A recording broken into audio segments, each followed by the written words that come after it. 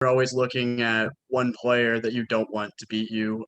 Who do you think that is on James Madison, and obviously why do you think that player is that It's player? And definitely Katie Gordon, leadoff hitter, phenomenal player all the way across the board. I've faced her a number of times. I have a very long history with James Madison. So I faced her before my time at Mizzou and then also my time at Mizzou. She has the ability to be able to change the game. She is a fierce batter in the batter's box, can hit bad balls. So those types of players make me nervous because it's really tough to get them out. Larissa, what's the early part of this week been like, switching from, the joy, the excitement, the enthusiasm of that near perfect weekend to now the focus on a new opponent and preparation? Practices are the same, but it's a different level of energy. I mean, we're not in school. We're playing for an opportunity to go to the College World Series. So there's a lot of excitement in the air, but still very, very focused. I know I'm having a good time. I'm really enjoying being out there, and we're playing music at practice, and we're not trying to put any more added pressure on them. I mean, the game already has enough pressure as it is. So it's kind of keeping things light, but still staying disciplined and focused. And then, the coaches really are the ones that worry about the opponent and making sure that we're prepared, spending a lot of time on scouting reports and watching video, and then just giving information to the players as needed on. They don't have any slappers in the lineup. They got a couple kids that have some high number home runs. So this is how we're going to play shifts. And they got one kid that has, she's at 23 stolen bases. So that's really the information that we share within the team. Other than that, it's play Mizzou softball. Colin and Andrew. Larissa, you brought it up. You've got history with James Madison. Just what are you expecting from the Dukes this weekend, and what the atmosphere is going to be like in the softball stadium? The atmosphere is going to be awesome. It's going to be all Mizzou. So I expect a lot of intensity. I expect the crowd to be on our side. So that's just, it's great to play in our own ballpark. But I know Mizzou is a very, very competitive team. They're going to be well prepared, and they have that mid-major mentality. And that mid-major mentality is to go show the Power Fives that they can play ball. So they have that added chip on their shoulder, not being a seeded team, not being ranked. Kind of the underdog, not getting the respect that the Power Five get when it comes to selection time. So they're going to come in here and they're going to try to prove us wrong and try to take it away from us. So you have to be able to stifle that really, really early by scoring and not giving them an opportunity to think that they can win. Coach, do you expect the type of pitching performance that you had this past weekend, or is that an anomaly, or is this something that you can continue? I mean, I would expect it all the time, but after Friday's game, when Jordan throws a one hitter, I said, I expect you to have that type of performance every single time you're out there. And look what she did on Sunday. So I'm just going to keep telling her that's what I expect out of her. But I mean, it was a very, very special weekend, I think, all the way across the board. From here on out, the games are just going to get tougher and tougher and tougher. So yeah, you want them to perform well. It's not always going to be the same result, but if she throws the same way she did and the ball's not hit very hard, there might be a couple that are going to bloop in there every once in a while. But I mean, Jordan has had some really great outings the last couple of times that she's been on the field. So from here on out, I do expect her to stay competitive. Eric and then Dave. So you mentioned how kind of you heard from some people after the selection show that you didn't coach but were alums here. Was there another round of that after they saw how the regional round went, and how are those messages gone? The people that have been reaching out and former players, and I got some emails from players back in the Jay Miller era, just saying we're just so proud to see Mizzou back on top. Like that's been really the overall message of people that are really paying attention. What's been really neat is my ties across the country and coming from the East Coast, and how we're having Mizzou fans all over the place and getting emails from New Jersey and Pennsylvania and New York and all up and down the East Coast of saying, we've been watching every single game. We are Mizzou fans now through and through. What is really special is that there have been a ton of alumni that I coached at Hofstra that are coming out to this regional, that are flying or driving here.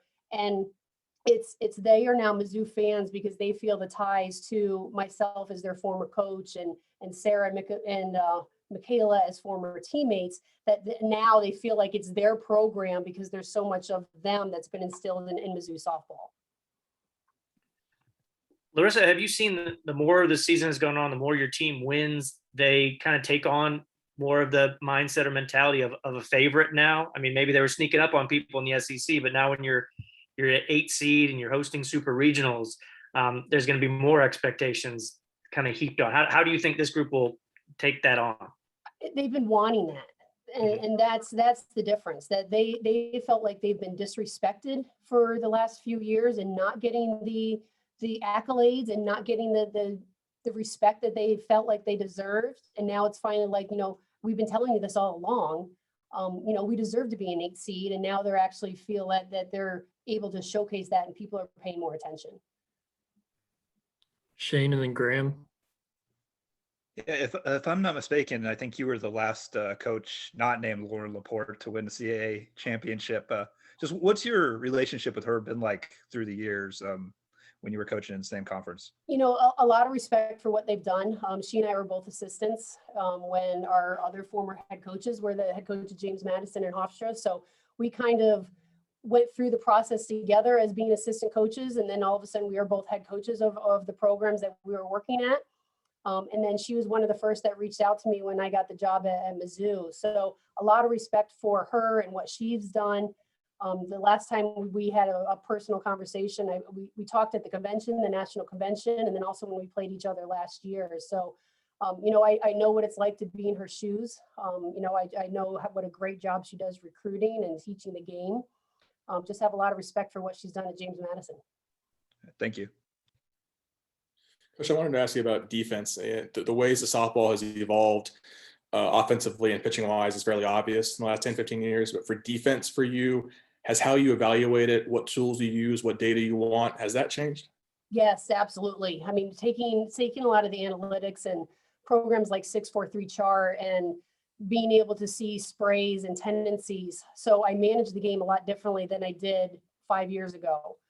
Because I have more information now. I have more information because I'm at Mizzou and I can afford it, but I also have more information because there's more programs that give me that information. Same with Sequencer, where I can put in a lineup and it can give me run production. If I'm thinking in my head, I want to switch some people around in the lineup, what is the analytics of how many runs is that going to produce based on their on-base percentage and their RBIs? So yeah, it has changed.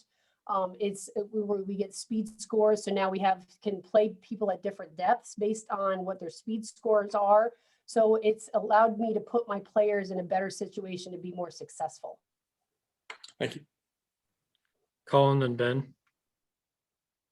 Yeah, Larissa, I just went and looked, and that Northern Iowa game was one of only a handful of times in the last month and a half you guys haven't scored in the first 3 innings, the first, I guess, turn through the order.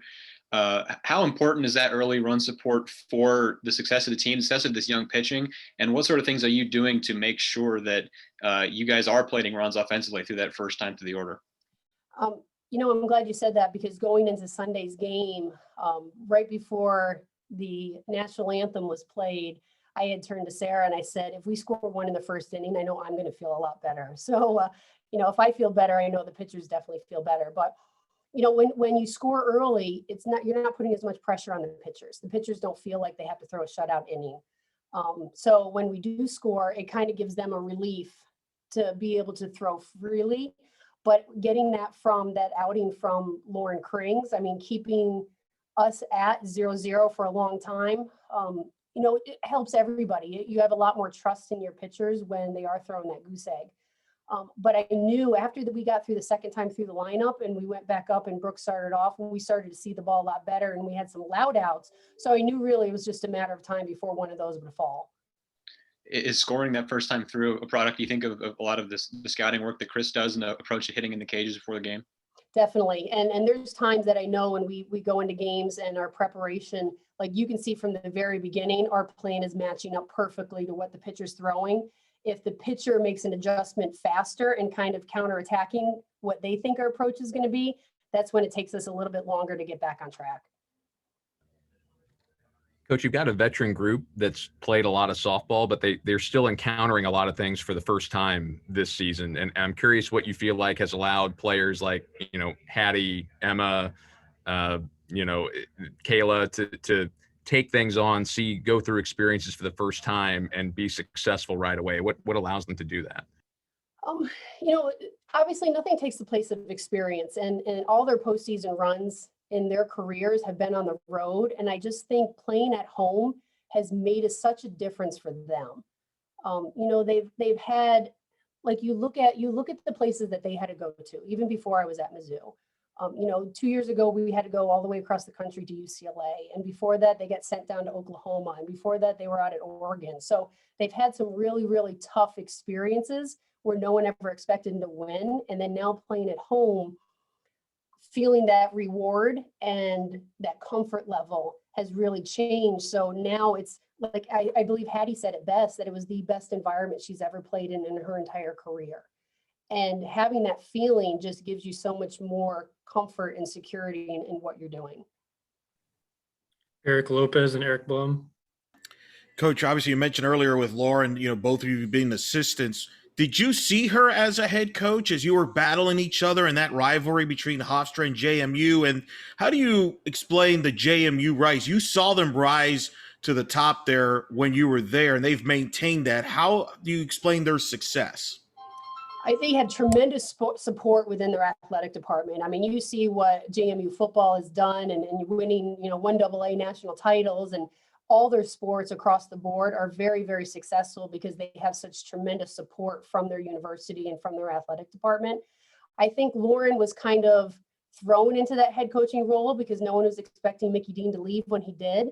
And then she took it on, and I know she had just started a family and she had a newborn at the time. And then all of a sudden she's a head coach. And, in talking with her, it was like, okay, I don't know if I was really ready for this. And it was different than my situation. My head coach was retiring. So I had a couple years to mentally prepare that when I was going to take over. But she responded beautifully. And, she's had her second child and just has done a tremendous job maintaining their national level of excellence. She has a really great recruiting base. When she's out recruiting some of those other Virginia State schools, she's doing a good job.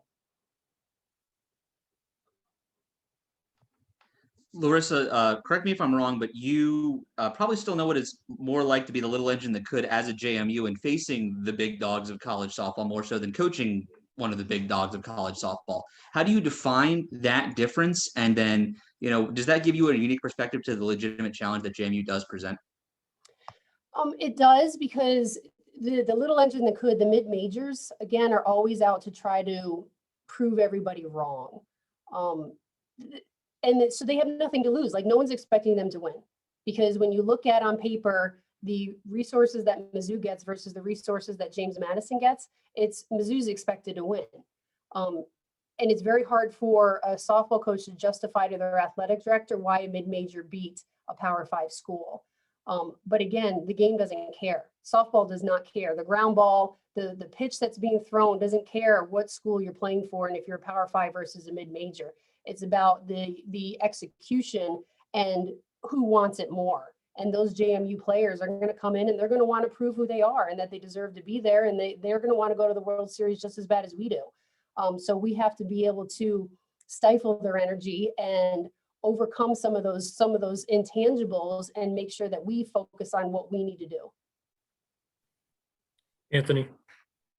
Yeah, Coach, you mentioned a couple of times, JMU coming in as the mid-major, look with a bit of their chip on their shoulder because of that. How do you kind of counter that energy and make sure that you guys don't get surprised by them in any ways?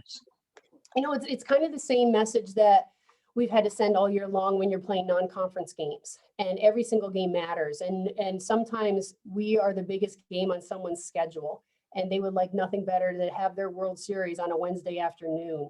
So JMU is going to come in here and want to destroy our entire season. So we can't take them lightly. We have to make sure that we stay focused and we counterattack and we make adjustments and we go out and we try to be the aggressor and make them play to our level rather than being defensive and play to their level.